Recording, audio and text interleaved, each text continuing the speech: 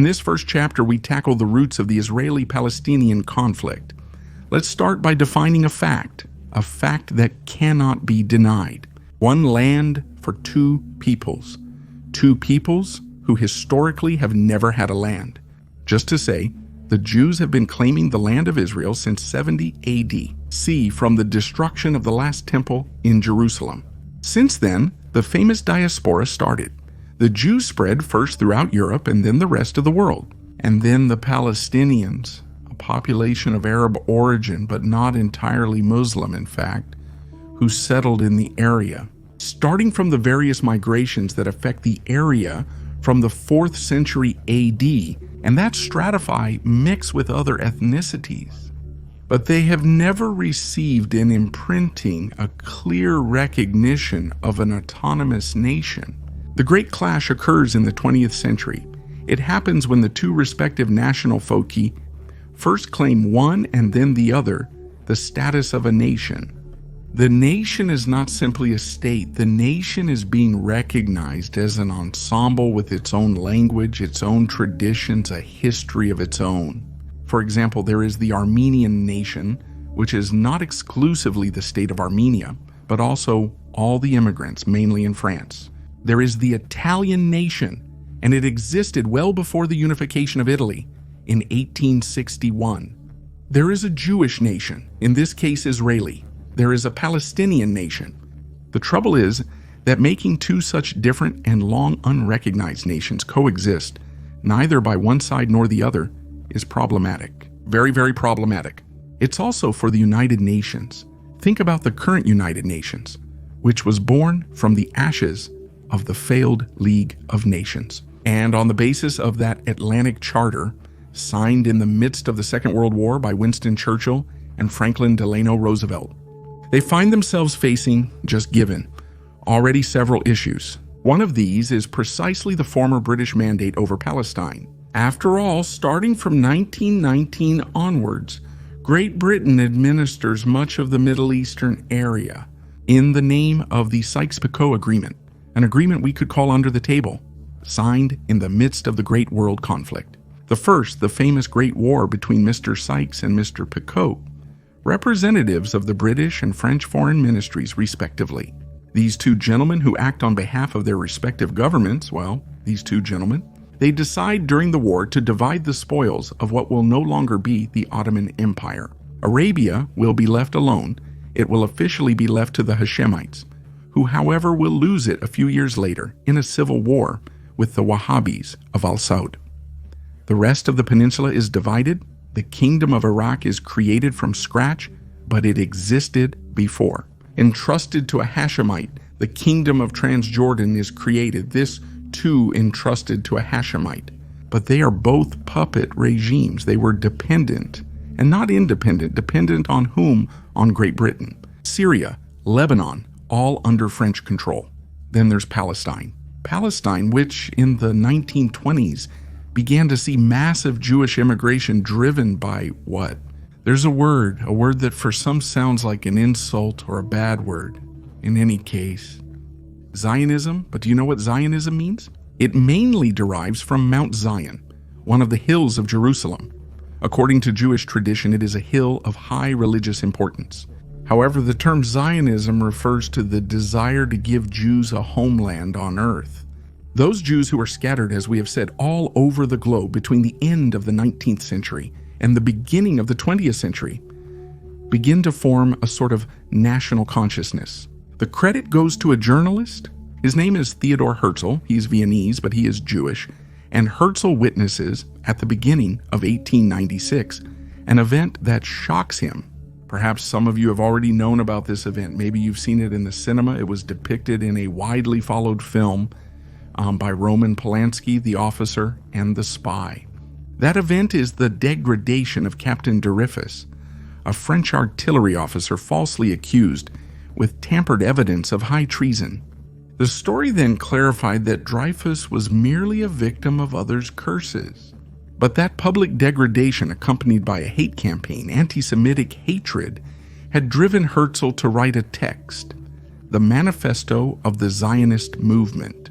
The manifesto expressed the desire to provide the Jews dispersed globally with a homeland through alternative means.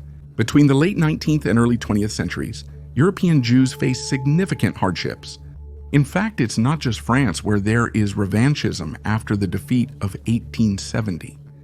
The suspicions towards both the Jews and the Alsatians, and Dreyfus had the fatal flaw of being both Jewish and Alsatian, made the atmosphere poisonous. No, there are pogroms in the East in the Tsarist Empire, where the Tsarist police unleash the popular anger, an anger due to the lack of food, to hunger, to the lack of education, to the cold, to diseases. Jews are accused of being the instigators of every evil. The Tsarist police go so far as to fabricate a fake, a very famous historical fake, the Protocols of the Elders of Zion, which is nothing more than a theoretical manifesto of Jewish supremacism, but which is indeed a fake. It's just the will of the Tsarist police to create the perfect casus belli to justify the pogroms, the massacres. It is from Tsarist Russia that the first Jews flee and go to Palestine, stimulated by Herzl's writings and the desire to find a homeland in Palestine. However, it must be said that for several centuries, a small Jewish community had been resisting, which initially did not look favorably upon this new immigration. But the first few years go well. What changes is the defeat of the Ottoman Empire in the First World War and the disintegration of the Tsarist Empire. The defeat of the Ottomans creates, as we have said, a partition of the old empire. The disintegration of the Tsarist Empire causes further escapes. There are not only the so-called White Russians, not the Belarusians. We are talking about the Mensheviks, the opponents, the Bolsheviks. No, there are also the Jews who are fleeing, looking for a promised land, looking for a new homeland, and they start to move more and more towards Palestine, towards Jerusalem. After all, the Jews themselves among them, when they celebrate, they say next year in Jerusalem. There is a cultural, religious, historical root in all of this. The trouble is that the initially uncontrolled influx of a real migration causes repercussions. Repercussions within the British Mandate, because the British themselves are not prepared to welcome all those people and reorganize them. And repercussions within the Arab community, which, although it is placed under the protection of the English, does not appreciate it. Because more people equals less land to live on, more settlements. They are seen as an usurpation. That's where the future Arab-Israeli conflict is born. That's where the first fractures begin to appear. Fractures that manifest between the end of the 1920s and the beginning of the 1930s. Even with pogroms, even in Palestine, the instigator of these pogroms is the Grand Mufti of Jerusalem, a Sunni religious authority. Al-Husseini decides to stir up the local population against Jewish immigration. The irony of fate aside, the victims of these pogroms are not the European immigrants, but those Jews who have been living in Palestine for centuries, the small local community that is being massacred. From that moment on, the English intervene, putting brakes on immigration through the so-called White Paper. They even implement a naval blockade to prevent ships full of desperate Jews from landing on the beaches of Palestine. World War II adds other elements to a tragedy that we could call perfect. The Holocaust, as we know, represents one of the greatest human tragedies. And when the war ends, when all the horrors of the extermination camps are discovered, the world is shocked, and the English themselves abandon the White Paper, once again giving free rein to immigration. With some bumps along the way, this is the case of the ship President Warfield, renamed Exodus, which leaves from Germany with many refugees from the camps heading to Palestine. The ship's course is followed by British warships. It is diverted to Cyprus. The people in Borsdo at a certain point start a hunger strike. They will either land in Palestine or they will all die on board in the port. The case of the President Warfield is a scandal. But there's more, because after the pogroms of the 30s, the Jews in Palestine have organized themselves into self-defense units. There's the Gana, which is a real self-defense militia, and then there are terrorist formations, the Irgun, and from a splinter of this, the Stern Gang. They are extremists, they are ultra-nationalist Jews. For them, the important thing is to conquer all the land, to take everything that is necessary. And it is these formations that are attacking not only Arab villages, but also the English themselves. They attack police stations, checkpoints, even blowing up an entire wing of the King David Hotel, the hotel that houses a good part of the British Mandate's general staff in Palestine. The terrorist attack on the King David Hotel was the final straw that broke the camel's back. From that moment, the British returned the mandate to the United Nations. What did the United Nations do then? They discuss until they come to a resolution. A resolution that officially recommends the partition of the former mandate into two separate states, one for the Jews and one for the Palestinians. The term Palestinian begins to be used to define that Arab community that inhabits the territory. It is a community that is not recognized as Egyptian, not recognized as Syrian, not recognized as Lebanese, not even recognized as Jordanian Palestinians. People without a flag, without a nation, without anything that can guarantee their legitimate aspirations. The resolution, which is number 181, voted on November 29, 1946, recommends this division. A bit over there, a bit over here. With Jerusalem as a free city, as a separate entity that guarantees the rights of all, but does not belong to either of the two states. It's a utopia, a beautiful utopia theorized by the General Assembly of the United Nations, but it's not a practicable utopia, because immediately after the proclamation of the State of Israel in a wing of the Tel Aviv Museum, where the trait of Theodor Erdogan stands out, the first of the Arab-Israeli wars begins. Israel, which is not yet a state, but is struggling to assert itself as a state, is attacked by Egypt, Iraq, the Kingdom of Transjordan, Syria, Lebanon. Sure, not all armies participate equally, but do you notice one thing? The Arab republics, the Arab kingdoms do not intervene to protect the Palestinians. They don't care. What they want is to take slices of the loot. They don't want a Jewish state because in reality they want to get their hands on Palestine. By the end of the 1949 war, an Israeli state emerged, but everyone gained something from the conflict. Egypt, for example, took the Gaza Strip, which it kept until 1967, the Kingdom of Transjordan. It takes the West Bank, the Cis, Jordan, which, among other things, is the most fertile area of the entire plain around the Jordan. Those that were supposed to be territories given to a Palestinian state, which however has no structures, no leaders, no nothing, are taken by other states. This is one of the major distortions of the Arab-Palestinian conflict. Consider it. Many proclaim themselves patrons of the Palestinian cause, but few give up something to have a Palestinian state because a Palestinian state can really be born. It's no coincidence that until the mid-60s, the Palestinians were essentially unwanted guests in their own land, administered by other states. They live in refugee camps in the West Bank, in Transjordan, in Gaza. That would be their land, yet they live like barely tolerated guests by Egyptians and Jordanians. Then history will have several changes. What it does, especially in all this, is that it has to reach the Oslo Accords of 1993 because there are the real premises for the foundation of a Palestinian state. To implement that resolution of the General Assembly of Novo, how many years pass from 1947 to 1993? It takes 46 years to sketch out a partition of the land to give birth, above all, to a real Palestinian state. While the Israeli state, however, has solid structures at its birth, it has a government, it has a semblance of a parliament, what will then become the Knesset. It has state structures. The Palestinian state has nothing and essentially has to borrow what it finds, absorb it, reorganize it, even with structures.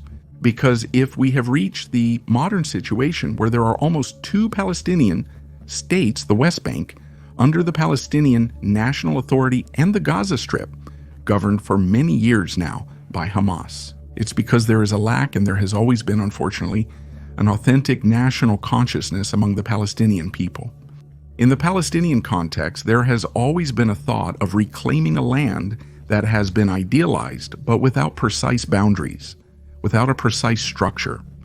Reclaiming what was taken away by the Jews has been the mantra for a long time, from the fighting formations, Palestinian parliaments, to those of these protagonists of pure acts of terrorism, even in Europe. The Zionist enemy. That word that we have already said has a negative connotation, even though it actually originates with nobles, you mean? But if Israel, despite all its difficulties, despite all its structures, its contradictions, has nevertheless become a democratic state of Western press, the fact that there is no Palestinian counterpart, it is clear, acquires even more difficulties. And then, to mix everything up, there are those opposite extremisms, those opposite nationalisms that once again separate what should be equal. From June 5th to 10th, 1967, the Middle Eastern area changes radically. After a flash conflict, a blitzkrieg in the desert and on the heights. But how did it unfold? And most importantly, what are the effects of the 6-Day War? We still see the effects today, but to understand the why of the 6-Day War, we have to go far back in time. We have to go back to the mid-50s when Israel was just formed. It defended itself during the so-called Israeli War of Independence, or First Arab-Israeli Conflict A, and all around a period of revolution begins. In Transjordan, King Abdallah is assassinated by gunfire on the staircase leading to the Temple Mount. An extremist shoots and kills him, also shooting at his grandson, the future King Hussein. However, he survives because the bullet aimed at his heart crashes against a heavy metal that Abdallah had pinned on his grandson's chest. Other upheavals occur in Syria, but even more so in Egypt. That Egypt that had emerged from the Second World War under British tutelage and then had freed itself under the reign of Farouk dethrones its good. Not only is Farouk driven out, but during the revolution led by the so-called free officers, the entire Egyptian political and leadership class is revolutionized. The Wafd Party, the party that had dominated the scene since 1910, judged corrupt, now compromised with real power, essentially disappears. An Arab socialist path is affirmed that will take its name from the leader of the Egyptian revolution, Gamal Abdel Nasser, a high-ranking army officer. Nasserism, or Arab socialism, or even Pan-Arabism is a school of thought that identifies all the peoples of the area as Arabs and therefore interested in an Arab unity. Unity first and foremost in intentions and, if possible, also in politics. After all, the Nasserism that blows like a wind throughout the region leads to the bloody coup in Baghdad, which we have already talked about in a specific video with the killing of the family. Hashemite leads President Shamoun in Lebanon to ask for the intervention of the American Marines to prevent Lebanon from also falling into chaos. Well, this strong wind of Nasserism also leads to the constitution of what will be known as the United Arab Republic, a union, to tell the truth, ephemeral between Egypt and Syria, with the intent not only to give a signal of Pan-Arabism, but also to crush the great enemy of the region, Israel. That Israel that, just 2 years after Nasser's rise to power, had participated in the so-called War of Syria. We are in the mid-50s. Nasser needs money, a lot of money, to modernize Egypt. His intent is to create an Egypt finally emancipated from the past and capable of looking hopefully towards the future. However, money is needed. Money is also needed to buy weapons from the Soviet Union, but that's another story. To obtain this money, money is also needed to build what will become the Great Aswan Dam. Nasser. He has an idea to nationalize, a few years ahead of the end of the contract, the Suez Canal, that canal which is vital for the circulation of goods. The English are simply evicted. They should leave the canal there in a few years. On the other hand, the contract is expiring and a non-renewal is already planned. But Nasser anticipates the times and above all establishes that the canal should not be governed internationally. No, it must be entirely in an Egyptian manner, and the ships in transit must pay the passage rights to the Egyptian state. This interference by Nasser in a matter initially seen as strictly European is annoying, especially annoying to two nations, now two ex-colonial nations. Great Britain, which is definitely an actor in the situation, since it is being evicted, and France, which has never liked it. All this activism by Nasser, which he judges to be very dangerous for the stability of the area, starting with Algeria. Well, England and France form a coalition. They devise an intervention plan to attack Egypt and overthrow Nasser, but they need a casus belli. In short, more reason to intervene. On the other hand, if they attacked Egypt, they would be seen as neorealists, as fascists, as aggressors without any reason. So the stroke of genius is to involve Israel. Israel that starts a series of skirmishes on the border and then suddenly breaks the banks and attacks Gaza and Sinai, and it almost reaches the canal. At that point, the Anglo-British officially intervene as an interposition force, as a peace force, in reality to drive away the Egyptians in their turn and aim towards Cairo. The plan does not come to perfect completion because the two superpowers, the United States and the Soviet Union, interfere. They are very, very worried about the evolution of events, and in the end they decide to intervene, threatening retaliation, even nuclear. Israel, France, and Great Britain must withdraw. What is an Israeli victory on the field becomes a political success for Nasser, who from that moment on is decidedly credited as the new Arab leader. It is from there that the true season of Nasserism is born. It is from there that the United Arab Republic is born. It is from there that Nasser's offensive ideas are also born. Who decides to put an end to it, sooner or later, with the Jewish state? He quickly starts acquiring increasing numbers of weapons from the Soviet Union. He buys bombers, fighter jets, interceptors, transport planes, tanks, self-propelled artillery pieces. He also asks for missiles, but the Soviet Union is not willing to sell missiles at that time. And in this story, we dealt with it by talking about Nasser's Damocles missile operation. You can find the video on the channel. Of course, the Jewish state does not just stand by. On the contrary, if Nasser buys weapons, Israel does the same, if the old suppliers of Israel are no longer available. After all, in its early years, Israel obtained supplies from Yugoslavia, from the Czechoslovak Republic, even from the Soviet Union. Israel was seen as an anti-imperialist, an anti-colonialist attempt.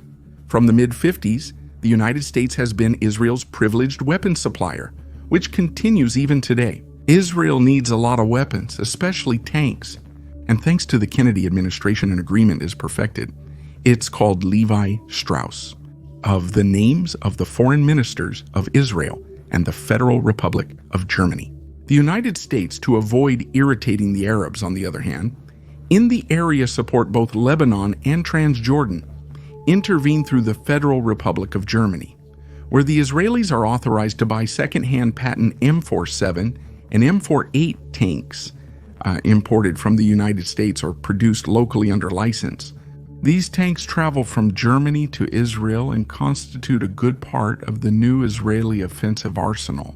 The frictions between the United Arab Republic, therefore Egypt and Syria on one side and Israel on the other, go on for a long, very long time. They wear out for months. On the other hand, neither of the two contenders has any illusions about what will happen. Everyone knows that war is essentially inevitable. In the end, even though it has already been redefined because it has ceased to exist in Egypt and Syria, the row also involves Jordan. Hussein is not particularly convinced, but he knows that his refusal would quickly provoke a coup, and his end, not just political. So he decides to bend and become part of the grand attack plan against Israel.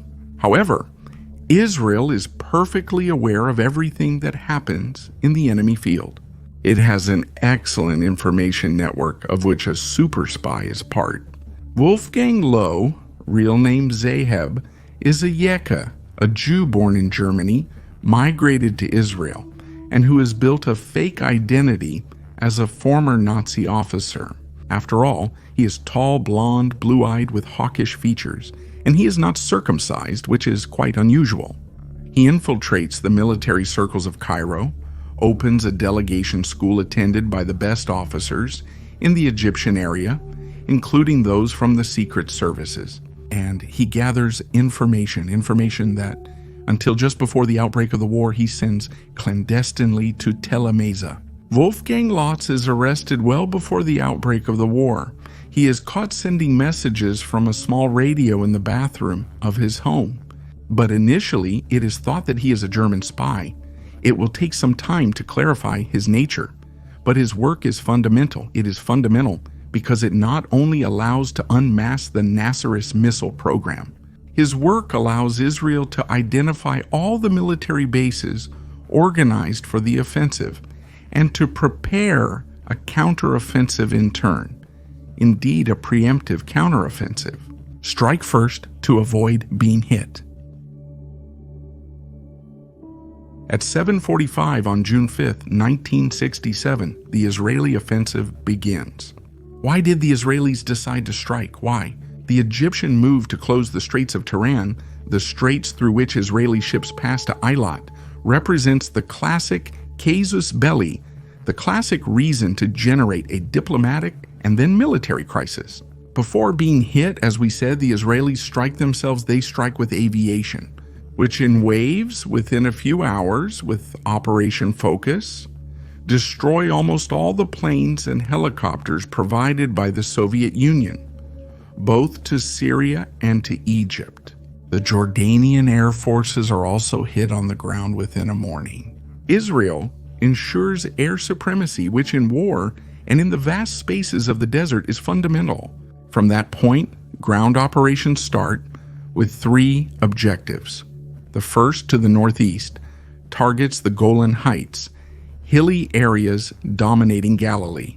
But whoever conquers them can also look as far as Damascus and therefore exercise control rather than a threat.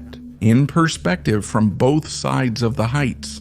Those heights are in the hands of the Syrians, who are made to evacuate within a few days. Of the Israeli Defense Forces, the Israeli armed forces. The second direction is to the southwest, Gaza and the Sinai.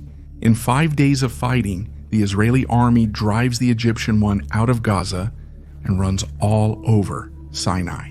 It retraces the steps taken a few years earlier and arrives at Sharm el-Sheikh to the south and in view of the canal to the west. Finally, the last direction, towards East Jerusalem and the West Bank. Jerusalem had been divided since 1949 at the end of the first conflict, half Arab under the control of Transjordan and the Israeli half almost an enclave. The operation for Jerusalem is not simple, but it succeeds, taking the Latrun salient, taking Ramallah, and then spreading throughout the West Bank. At the end of the war, on June 10, 1967, when an agreement for a ceasefire is reached, the map of the Middle East has changed. Israel has more than doubled its territorial size, taking over all of Sinai, Gaza, and the West Bank. We would use it on land. And the Golan has a position of strength such that it can dominate its opponents both from a military and a political point of view. The negotiations, which have been ongoing from 1967 until 1981, will be exhausting and will always see Israel playing a part of the protagonist. Despite the 73 offensive, the so-called Yom Kippur conflict wall, Israel can count on its position of strength so much so that it can immediately annex Jerusalem and later also annex Ikola. A unilateral act not recognized by the United Nations. In fact, the United Nations issues a Security Council resolution requiring Israel to withdraw from the invaded territories and to start peace negotiations. The withdrawal will take place from Sinai after the first Camp David agreements that will then cost the life of Egyptian President Sadat, the man who takes the place of Nasser when the rise suffers a fatal heart attack.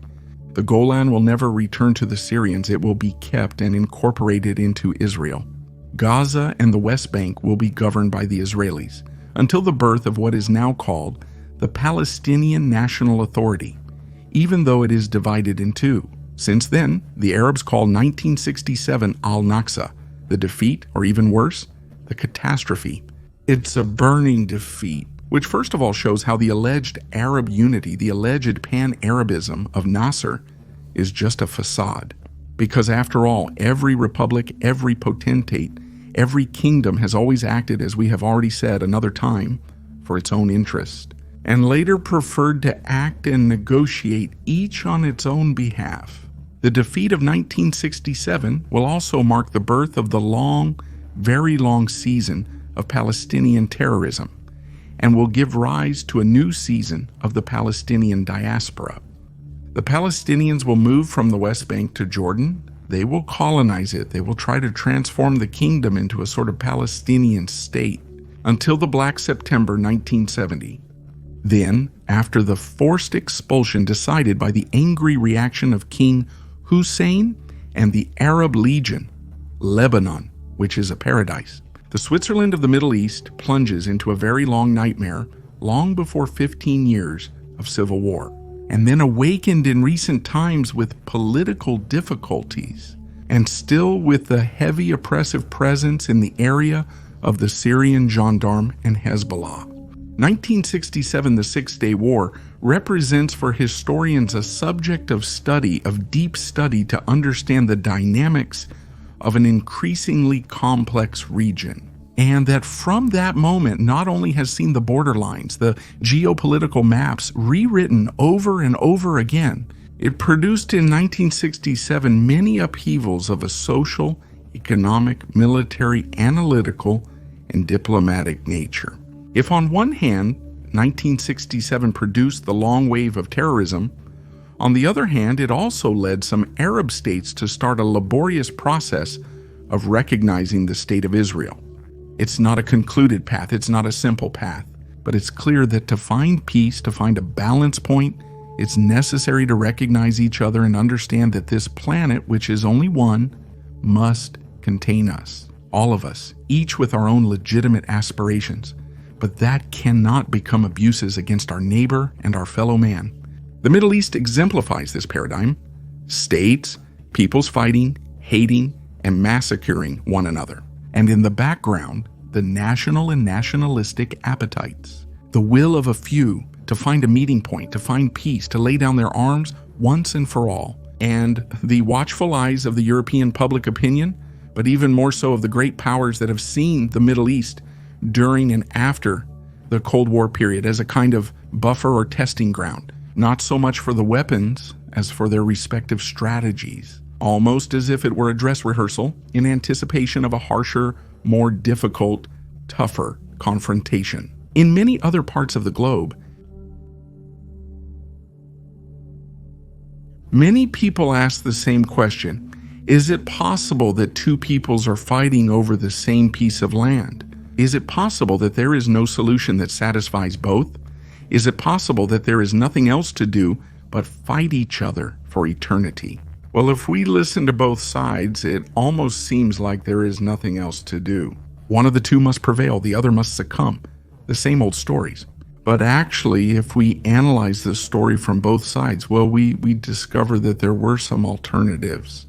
Some were rejected due to impossibility. Others were judged inadequate. In some cases, there were outright abuses. Let's start from the beginning. Let's start from the end of the 19th century, early 20th century. Already in the first video, we talked about the figure of Theodor Herzl, that Viennese journalist who, shocked by the outcome of the Trafius case in France, gives birth to the Zionist movement, to give Jews all over the world a homeland, a real homeland, a nation. Well, the first intention is not exactly directed towards Jerusalem. The first intention of Zionism is to gain recognition, so to be recognized as a national movement for the attainment of a state entity to be defined. And the first recognition comes from England, which offers Uganda at the beginning of the 20th century. Yes, that state now independent in the heart of Africa. The state that we have come to know through one of our videos, the one dedicated to Idi Amin Dada. You can find it on the channel. But at the time, it was a British colony, and the British themselves thought they could dispose of it a bit at their own pleasure. The offer from Uganda was discarded, partly due to technical impossibilities, partly due to the difficulty in being able to carry out a mass migration from the old continent to the heart of Africa. After all, in the early 20th century, air travel was still impossible. Sea voyages were very long, crossed in the middle of deserts, of the jungle. Let's not even talk about it. Let's move a little further ahead. In the early 1930s, Hitler rose to power in Germany, thinking about a plan for the evacuation of Jews from Europe. It's not the evacuation then proposed at base, which is essentially just a euphemism to hide the extermination. No, it's a real evacuation that is a desire to move all Jews from Europe to another territory. With the start of the war, with the defeat of France, and with the birth of Vichy France, they thought of Madagascar to promote Jewish immigration that had already started 20 years ago, going towards Palestine in a different direction. An island, a large island off the African coast in the Indian Ocean to be dedicated exclusively to the Jewish people. This too is essentially a utopian project. It is impossible to achieve for many reasons. However, this underscores the fact that every now and then there are alternatives. The best alternative is the one proposed by the United Nations, with the resolutions we have already discussed. The creation of a dual state, one Jewish, the other Palestinian, with Jerusalem as a free territory. But this solution, which had initially been accepted by the Jewish settlers, was rejected. Not so much by the Palestinians, who were not consulted at the United Nations and lacked proper representation, but by the other Arab countries. And we've already seen why. It's much easier to fan the flames, to take everything that's available. Egypt taking the Gaza Strip, Transjordan taking the West Bank. In short, it's much better to divide the cake without leaving crumbs for either the Jews or the Palestinians. But the Palestinians from 1949 onwards also experienced a diaspora that has taken various directions. The Gaza Strip was one of these, and we still see it today. Many decades have passed since then, yet the Strip has always been, from 1949 onwards, a receptacle of refugee camps. On the other hand, initially under Egyptian protection, albeit with Nasser's control from 1952 onwards, and then with the control of Sadat and his successors. The Strip has always tried to welcome, but also welcome refugees and suffocate the most dangerous impulses, not so much for Israel as for the Egyptian state. Think of the Muslim Brotherhood, that somewhat political, somewhat religious congregation, which for a long time opposes the power of the military in Egypt, and which is crushed without mercy. Just think that the current Hamas ideally originates from a rib of the Muslim Brotherhood, and this says a lot. Then there is the West Bank, the Western Bank, beyond the Jordan, territory annexed by the Kingdom of Transjordan, a contested Hashemite kingdom, then conquered by Israel in 1967. A territory teeming with refugee camps where many fighting and terrorist formations are born. The most famous of all is Al-Fatah, the armed wing of the Palestine Liberation Organization. The Palestine Liberation Organization, so we're talking about Yasser Arafat. Here's the Palestine Liberation Organization. The Palestine Liberation Organization for many decades has set itself a dual objective. On one hand, the destruction of Israel. On the other hand, the establishment and constitution of a Palestinian state.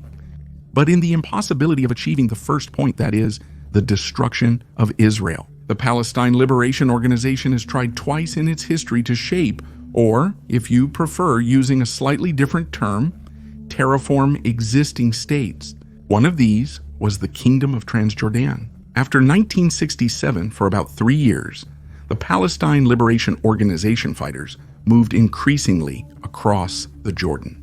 They set up their own bases to carry out raids into the West Bank, but that was not enough. Initially, the Jordanians favored the presence of Palestinian fighters on their territory. In fact, in some cases, they even supported them during their excursions across the border. It must be said that over time, that presence has become increasingly annoying. I'll give you a date, September 1970. It's a month that will go down in history as Black September, and it will subsequently also give its name to one of the most extreme terrorist groups, the one responsible for the massacre at the Munich Olympics in 1972. We've already talked about that. You can find the video on the channel. What happened in Black September 1970? Well, it happens that after 3 years of forced cohabitation, worse, of the ever-increasing rooting of the Palestine Liberation Organization itself, of Fatah, of the Palestinian fighting formations within its own state, King Hussein of Jordan says enough, and he says it following very serious incidents. It happens, for example, that made the armed wing of the Palestine Liberation Organization hijack some civilian airliners in Jordanian territory, makes them land. Shadow from the 2 pages, passengers are made, it can blow up on the runway. With everything taken up by international cameras and even visas, created ad hoc by the Palestine Liberation Organization, affixed to the passports of passengers and crew. The written Free State of Palestine is an abuse at the level of sovereignty. King Hussein, little by little, he gathers evidence of how the Palestine Liberation Organization is trying to take over the kingdom of Transjordan and transform it from the impossibility of destroying Israel into a Palestinian kingdom or a Palestinian republic. Only one thing remains: removing the final obstacle. King Hussein himself, who is the target of some assassination attempts after the last attempt failed. Hussein indeed says enough, and he says it in the most brutal way possible. He unleashes the Arab Legion, he unleashes the Jordanian army. The army is tasked with attacking the refugee leaders, attacking Fatah's positions, and violently expelling the Palestinian presence from the kingdom. Days of great turmoil follow, days of fighting, tanks entering the fields, getting stuck in the alleys, being attacked with anti-tank rockets, the RPGs, fighting alley by alley. In those days, it's total chaos. From the north, from Syria, an entire brigade of the Syrian army, with the insignia of the Palestine Liberation Army, begins to march towards the border with Jordan. Hussein calls for help from the United States, who convince Israel, for the first time in its history, to do something in favor of Jordan. Israel sends some of its fighter jets to fly at very low altitude over the column of vehicles traveling toward the border, so low that at times the drivers of the vehicles could read not only the story of David, but even the serial numbers of the planes and the instructions, in case of danger for the pilot, to eject. The fact is that after a few low-altitude flights, the column turns back scared. In Jordan, the massacre continues. Yasser Arafat, who initially proclaims victory, is forced to flee from his own headquarters. According to some of his collaborators, he even disguises himself as a woman to escape and survive, especially from the vengeful fury of the Jordanian soldiers. It takes the mediation of Gamal Abdel Nasser, already suffering from heart disease, to avoid a practically fratricidal bloodbath among Arab peoples. The hope and all its fighters can leave Jordan. Thus ends Roishin, gets his own state back and becomes completely autonomous, without any more hybrid or dangerous continuity situations. But where do all these Palestinian fighters end up? Of course, they can't be sent back across the border. The Israelis won't take them. Even Assad in Syria doesn't take them back. To the south, towards Saudi Arabia, it's out of the question. The Saudis don't want to know about it. Nasser dies precisely as a result of the efforts sustained for peace negotiations. And even Egypt is in a transition phase that leads to the presidency of Nasser's former deputy, Anwar al-Saddam. So where do the Palestinians go? They go further north. They go to Lebanon. Lebanon, which is a multi-confessional state, governed by the National Pact of 1943, that pact that defines Lebanon as a country with an Arab physiognomy, a phrase that means everything and means nothing. It is disrupted by the arrival of the Palestinians, because the Palestinians alter the precarious balances of Lebanon, precarious balances that were on the verge of breaking in 1958, following the wave of Nasserism, of Pan-Arabism. Upon arrival on the beaches of Tripoli and Beirut of the Maris, called by President Chamoun, and who was living during that period, half of the 70s, the first half of the 70s, an extremely turbulent period with the various political factions, but also religious and clan factions, fighting each other to seize power. If the presidency is constitutionally in the hands of the Maronites, the presidency of the councils is in the hands of the Sunnis, the presidency of the parliament to the Shiites, and so on. The Druze want to overthrow this balance. They no longer agree to maintain that pact. And the mass arrival of Palestinians, who first start to form refugee camps, then to colonize entire areas, especially in the south of Lebanon, around the Litani River. All this alters the balances. From Lebanon, several faith incursions to Ion begin, towards the south, towards Israel, towards Galilee. In one of these incursions, conducted with rubber boats, a Palestinian commando lands on the beaches. First takes a bus hostage, then a kindergarten inside a kibbutz. Israeli special forces intervene. The crisis ends with several deaths, including Palestinian suicide commandos and hostages. From that moment on, a new phase begins. A civil war starts in Lebanon. A civil war due as much to the Palestinian presence as to the fact that the Maronites can no longer bear the pressures they receive to renegotiate the balances of the national pact. The spark that ignites everything is an assassination attempt, this time too. There is no king to be overthrown, not even a president of the republic, but rather an old patriarch of politics. His name is Pierre Gemayel. He is the founder of the Phalange, the Kataeb, the armed party of the Lebanese reactionary right. Maronites. Pierre Gemayel has already run and lost for the presidency, but he is paving the way for his sons Amin and especially Bashir. In April 1975, Pierre Gemayel is in Mansour, a completely Maronite suburb of the capital. He is attending Sunday Mass. At the end of the Mass that consecrates a new church, some gunshots are fired on the churchyard. Pierre Gemayel remains unharmed. His bodyguards protect him, but there are dead and wounded left on the ground. Who did it? Palestinians. This is the verdict. And in a short time, a commando of the Kateb of the Phalange paramilitaries attacks a bus full of Palestinians and massacres them. This is how the civil war in Lebanon begins. It's a confrontation between Lebanese and Palestinians, a confrontation that will go on for 7 long years, 7 years of civil war, with the intervention of Israel, with the intervention of Syria, which is called for help by the Lebanese president of the time. With the arrival of international peacekeeping forces, Israel withdrew while the Syrians remained in the area. A new offensive, the peace operation in Galilee, the siege of West Beirut, the massacres of the camps.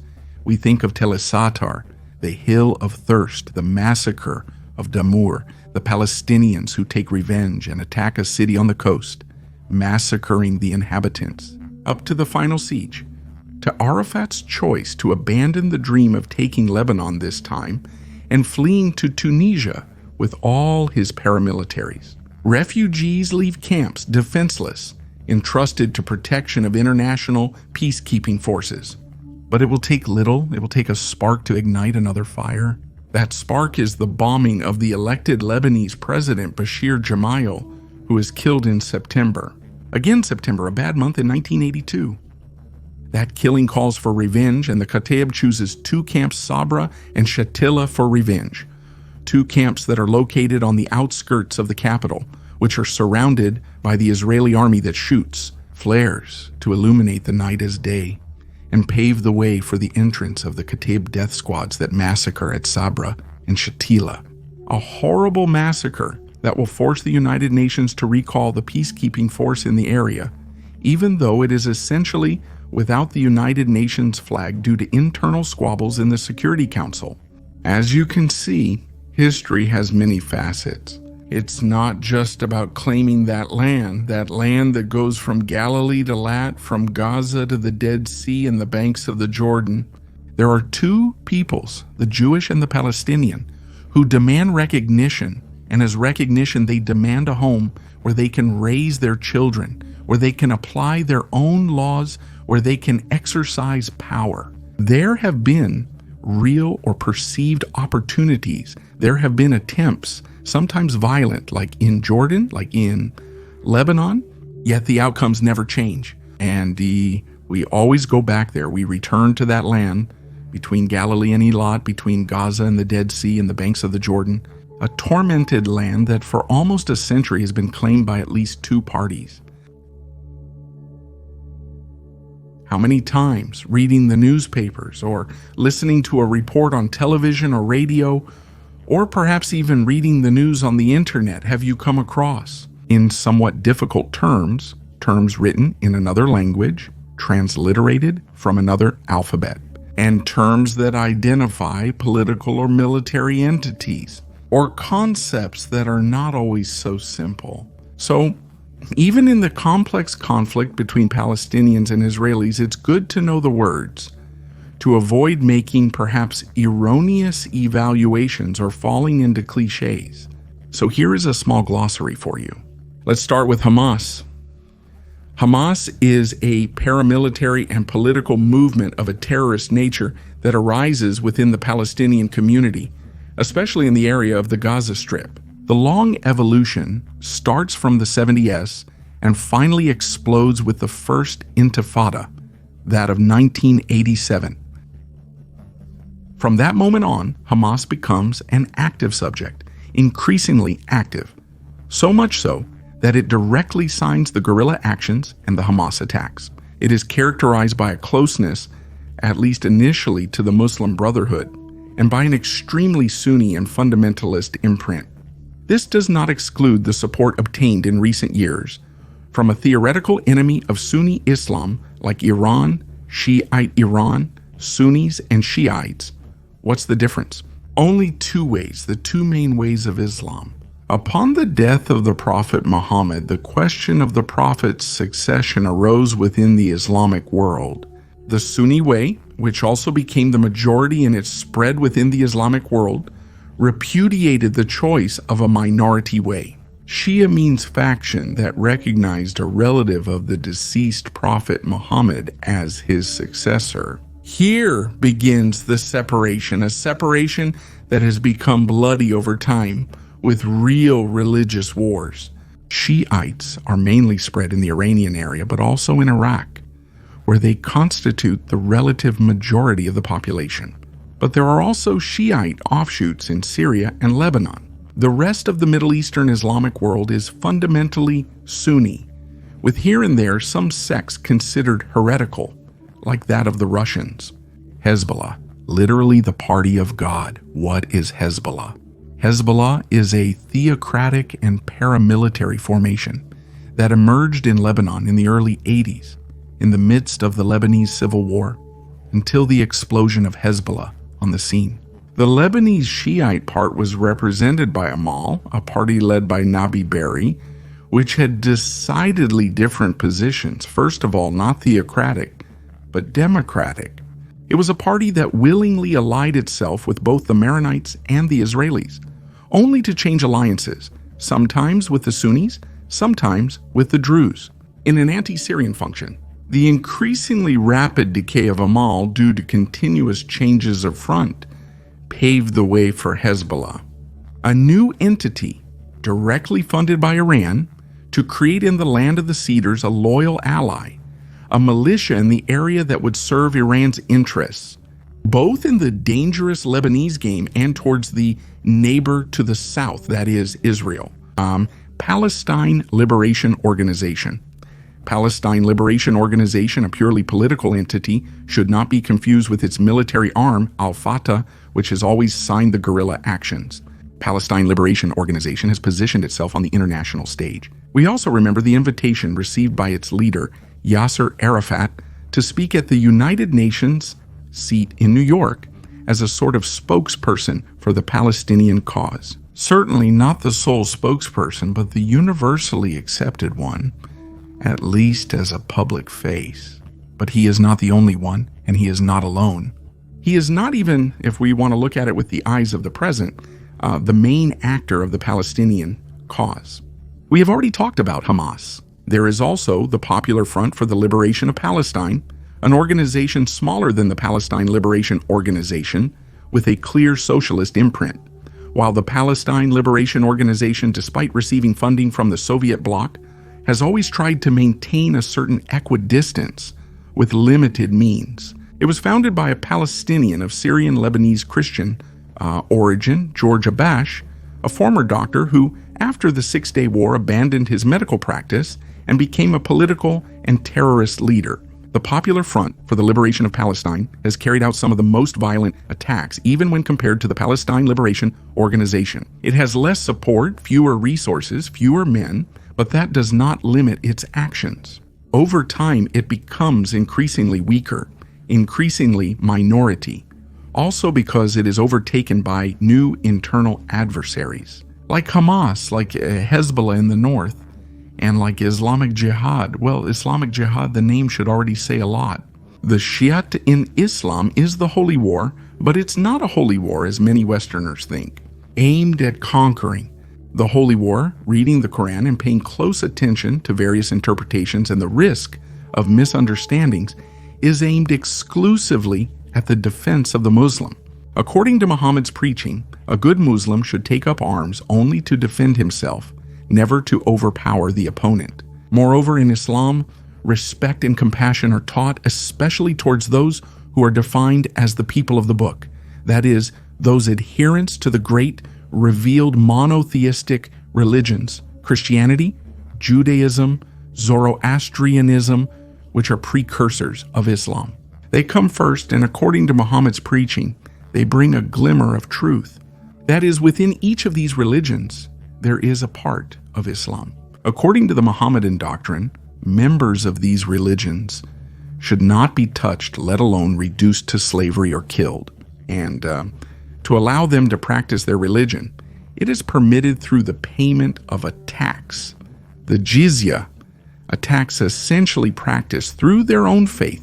The Islamic Jihad is a further element of disturbance in the Middle Eastern context because it proposes a distorted vision of the term jihad and further distorted of Islam.